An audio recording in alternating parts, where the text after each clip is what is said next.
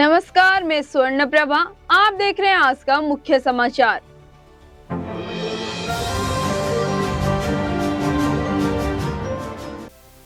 रामनवमी उत्सव की तैयारी पूरे देश के साथ सिरिडी में भी हर्षोल्लास की जा रही है। सिरिडी में रामनवमी उत्सव में इस वर्ष 100 से अधिक पालकियों की आने की उम्मीद है। यहाँ पालकियों का आगमन शुरू हो गया है। सारे संस्थानों के इन पालकियों का गर्मजोशी के स्वागत कर रहा है।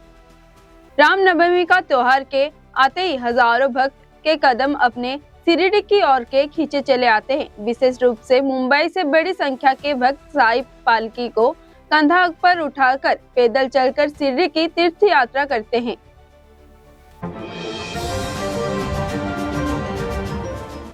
जिले के बहर रोड स्थित सीनियर सेकेंडरी स्कूल के मैदान में रविवार 22 मार्च को मंथन इंटर स्टेट व्हीलचेयर के रग्बी कप 2026 का भव्य समापन हुआ। यह आयोजन राजस्थान के दिव्यांग सशक्तिकरण की दिशा में एक मील का पत्थर साबित हुआ है, क्योंकि राज्य में पहली बार इस तरह की इंटरस्टेट व्हीलचेयर रग्बी प्रतियोगिता का आयोजन हुआ है।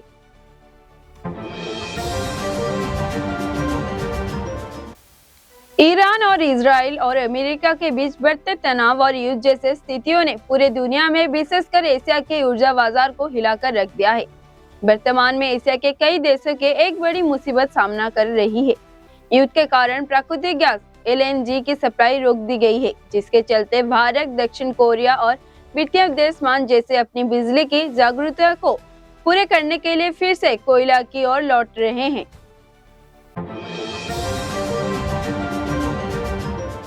कांग्रेस और DMK में आखिरकार समझदारी की जीत हुई और सोमवार को नामांकन के आखिरी दिन उन्होंने केंद्र शासित प्रदेश पुडुचेरी में अपना गठबंधन कर लिया। सीट बंटवारे ने नए फार्मूला के अनुसार केंद्र शासित प्रदेश की कुल 30 विधानसभा सीटों में से कांग्रेस 16, DMK 12, CPI 1, BC के 1 सीटों के चुनाव जीते। दोनों पक्षों के बीच यह समझौता हुआ। आदर्श रूप से सीट बंटवारे को 9 अप्रैल को होने वाली वोटिंग से पहले यह तय कर लिया जाना चाहिए था। मंडी धनौरा क्षेत्र में तेंदुए का आतंक लगातार जारी है। सोमवार को किसान के खेत में तेंदुआ टहलता दिखाई दिया, जिसका वीडियो सोशल मीडिया पर वायरल हो रहा है। वीडियो वायरल होने के बाद वन विभाग के अधिकारियों में हड़कंप मच गया। इसके बाद विभाग की टीम खेत में तेंदुए को पकड़ने के लिए पिंजरा लगाया है।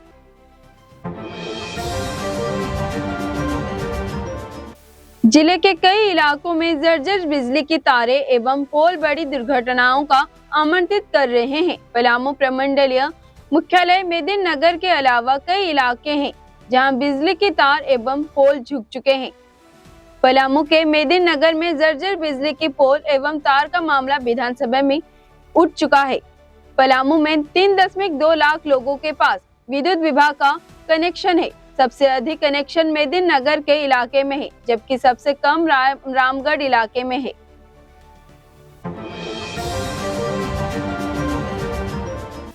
दिल्ली विधानसभा में मुख्यमंत्री रेखा गुप्ता आज वित्तीय वर्ष 2026 से 27 के लिए दिल्ली का बजट पेश करेंगी। इस बार का बजट थीम विकसित दिल्ली, हरित दिल्ली रखी गई है। बताया जा रहा है कि इस बजट का आकार पिछले साल के 1 लाख करोड़ रुपए की रिकॉर्ड के आंकड़े पार कर सकता है। प्रदूषण से मुक्त, विश्व स्तरीय इंफ्रास्ट्रक्चर और महिलाओं के लिए आर्थिक सुरक्षा इस बजट की 3 मुख्य स्तंभ होने की उम्मीद है।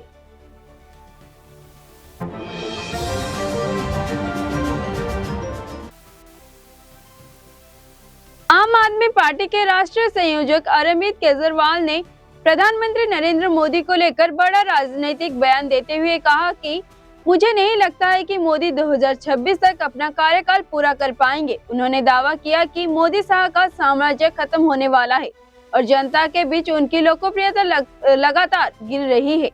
यह बयान गुजरात में संजय राउत की किताब अनलाइकली पैराडाइज के विमोचन कार्यक्रम के दौरान किया गया, जहां उन्होंने विपक्षी एकजुटता और राजनीतिक संघर्ष को भी रेखांकित किया।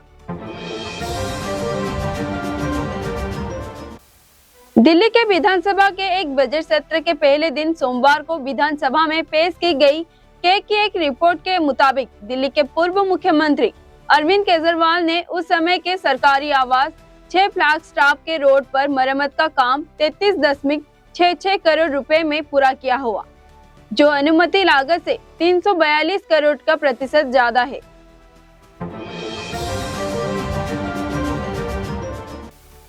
हिंद महासागर के बीच बसा एक छोटा सा द्वीप डिएगो गार्सिया आज दुनिया के सबसे खतरनाक सैन्य संघर्ष का केंद्र बन गया है। इसी विशेष से रिपोर्ट से हम डिएगो गार्सिया के सामरिक इतिहास, वहां मौजूद घातक परमाणु क्षमताओं और ईरान के बढ़ते मिसाइल शस्त्रागार का गहराई करेंगे, ताकि आप समझ सके कि इस छोटे से द्वीप में मंडरता खतरा पूरी दुनिया की शांति को कैसे भंग कर सकता है।